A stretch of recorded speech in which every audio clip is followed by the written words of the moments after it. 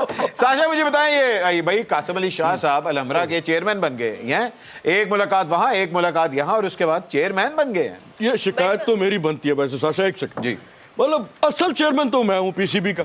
नहीं वो अलहमरा के बने। तो फिर मुझे यहाँ सलाब जदगान के साथ तुमने बिठा दिया। इंपॉर्टेंट आदमी मैं हूँ, ये उनके जो सर्जरी है मेरी वजह से। भाई अपना इनको बोलो अकल से बात करें, सलाम खान बोल रहे फटे फुटबॉल जैसा सारा अपना। चलो कोई गाल कह नहीं।